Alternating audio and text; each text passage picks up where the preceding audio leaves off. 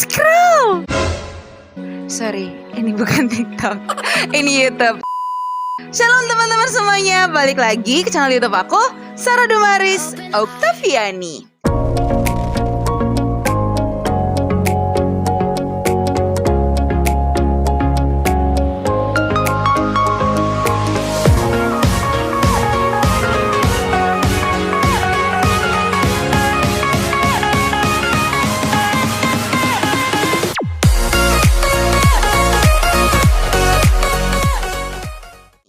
Puji Tuhan, hari ini kita bisa sharing lagi, kita bisa ketemu, kita bisa buat video lagi. Itu semua karena anugerah Tuhan, itu semua karena cinta Tuhan. By the way, teman-teman yang nonton video ini, gimana nih kabar teman-teman? Semoga semakin hari semakin di dalam anugerah Tuhan, semakin hari semakin melihat bagaimana pekerjaan Tuhan yang dahsyat, teramat dahsyat. Nah, dalam video kali ini kita mau belajar tentang kasih.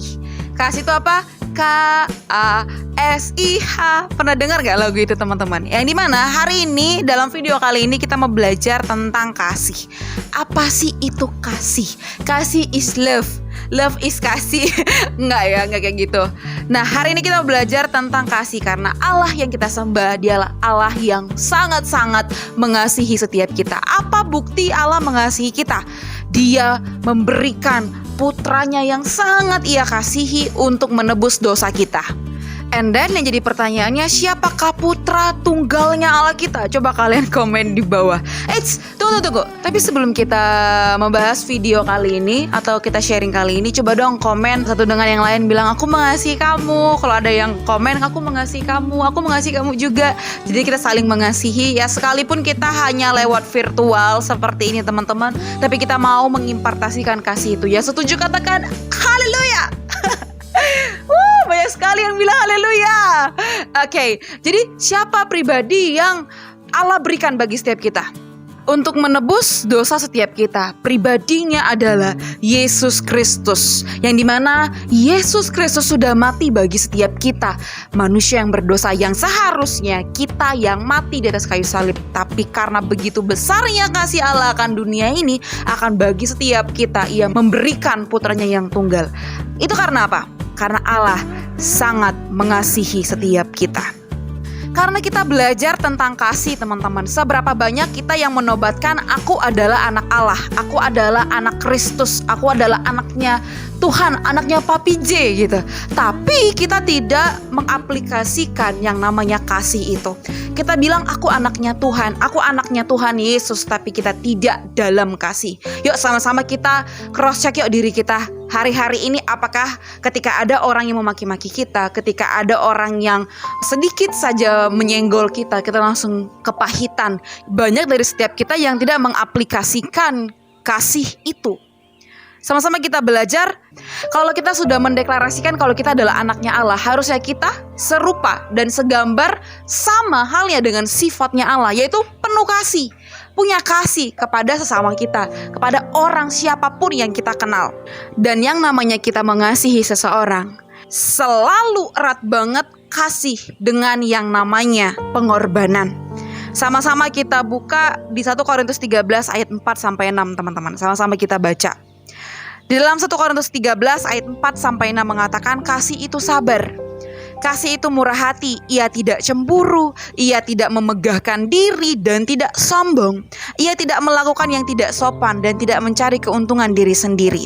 Ia tidak pemarah dan tidak menyimpan kesalahan orang lain. Ayat yang ke-6, ia tidak bersuka cita karena ketidakadilan tetapi karena kebenaran. Dimana tadi aku bilang kasih selalu erat hubungannya dengan yang namanya pengorbanan.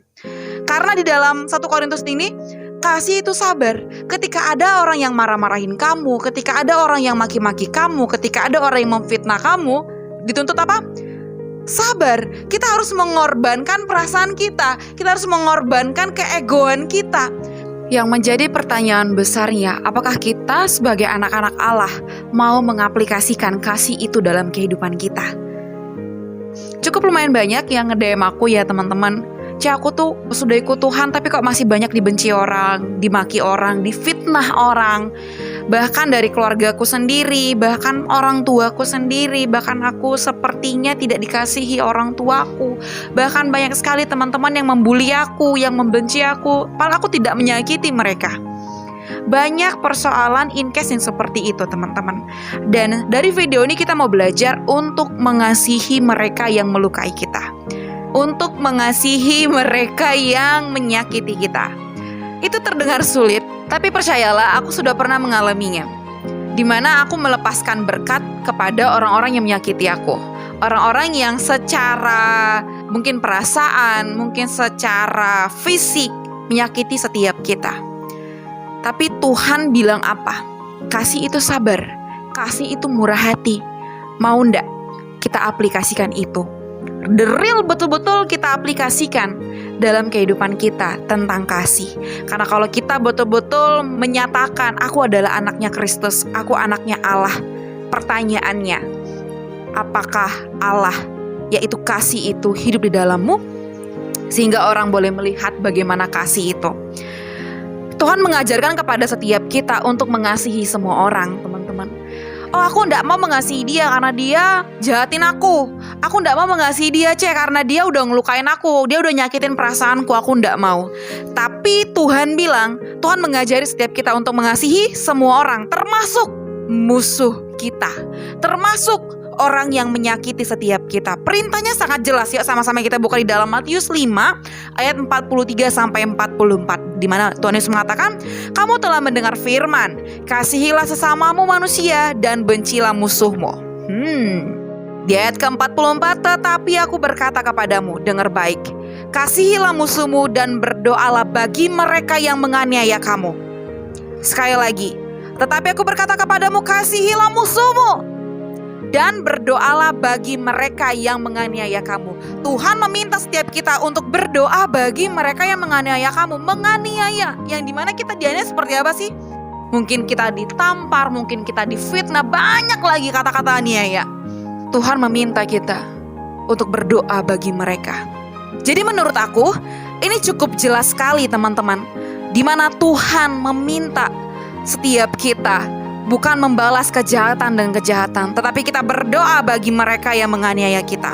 Ini cukup sulit. Cukup sulit kita melepaskan berkat kepada mereka yang menganiaya kita. Tapi percayalah, kita minta pertolongan Roh Kudus untuk memampukan setiap kita. Dan dari video ini kita belajar bagaimana mengaplikasikan, bagaimana cara kita untuk melepaskan berkat, cara kita untuk mengasihi musuh kita. Ada banyak yang gimana caranya untuk kita mengasihi dia yang menyakiti kita. Bagaimana caranya kita mengasihi dia yang sudah mencaci maki kita. Caranya adalah kamu doakan dia, kamu lepaskan berkat. Karena firman Tuhan sudah sangat jelas, kamu diminta untuk berdoa bagi dia, berdoa atas dia. Cukup sulit, tapi itulah yang namanya kasih. Kita harus rela memberi diri kita, waktu kita berkorban, hati kita, perasaan kita. Perasaan kita nggak mau tuh berdoa buat dia loh, dia udah nyakitin kita, tapi Tuhan minta untuk kita berkorban. Tadi di awal kita bilang apa? Kasih selalu erat hubungannya dengan pengorbanan. Kamu harus berkorban perasaanmu untuk mendoakan dia, untuk melepaskan berkat kepadanya. Oke teman-teman, jangan biarkan kasih kita lemah. Jangan biarkan kasih kita semakin hari semakin turun, kasih kita semakin hari semakin memudar. Teruslah pancarkan kasih itu, kasih yang Tuhan telah kasih kepada setiap kita, kasih yang Tuhan telah limpahkan kepada setiap kita. Yang sudah kita rasakan bagaimana kasih Tuhan, aplikasikan, impartasikan kepada mereka yang belum pernah merasakan kasih Tuhan. Dan percayalah, ketika mereka yang belum mengenal kasih Allah, mereka melihat kasih yang Allah berikan kepadamu, mereka boleh mengenal pribadi Tuhan lewat hidupmu. Percayalah, ini tidak mungkin bagi Tuhan. Tuhan bisa menggunakan siapapun, Tuhan bisa memakai siapapun, kita anak-anaknya, asal kita mau memberi diri kepada Tuhan. Dan kita mau, oh Tuhan, ini aku anakmu, aku mau melekat sesuai dengan apa yang Tuhan mau. Tuhan adalah kasih, so aku juga harus mengasihi. Oke teman-teman, aku percaya siapapun teman-teman yang menonton video ini, jika kamu punya seseorang yang menyakiti kamu, seseorang yang sudah sebegitu sakit banget yang kamu rasakan, cara untuk kamu mengasihi dia, dengan cara kamu berdoa bagi dia. Setelah video ini kamu berdoa baginya, tutup pintu kamarmu dan lepaskan berkat bagi dia yang menyakiti kamu. Aku berdoa supaya teman-teman diberikan kemampuan, Roh Kudus berikan kemampuan bagi teman-teman untuk berdoa bagi seseorang yang aku gak tahu siapa yang menyakiti setiap teman-teman yang menonton video kali ini. Tapi Tuhan jauh lebih tahu kedalaman hatimu. Oke teman-teman, kalau teman-teman tahu ada teman kamu yang saat ini sedang sakit hati gitu ya, atau kepahitan, sebarkan video ini supaya dia boleh belajar bagaimana menerapkan kita sebagai anak-anak Allah. Sungguh-sungguh kita hidupi sebagai kita anak-anaknya Kristus. Aku sangat-sangat rindu untuk mengajak semua teman-teman mengaplikasikan ini dalam kehidupan kita. Karena ketika kita mengaplikasikan ini, kita sungguh-sungguh hidup. Karena Kristus sungguh-sungguh hidup di dalammu. Karena Kristus itu adalah kasih itu sendiri. Oke teman-teman, jika teman-teman suka dengan video ini, jangan lupa kalian klik tombol like-nya. Dan teman-teman share ke seluruh teman-teman kalian yang menurut kalian dia harus banget nonton video ini. Dan teman-teman untuk mensupport channel YouTube ini untuk semakin semangat kami tim ya kan, semakin semangat menyebarkan kabar baik, memberikan kabar sukacita kepada teman-teman semua. Don't forget to subscribe. Oke teman-teman, salam dari aku. Bye bye. God bless you.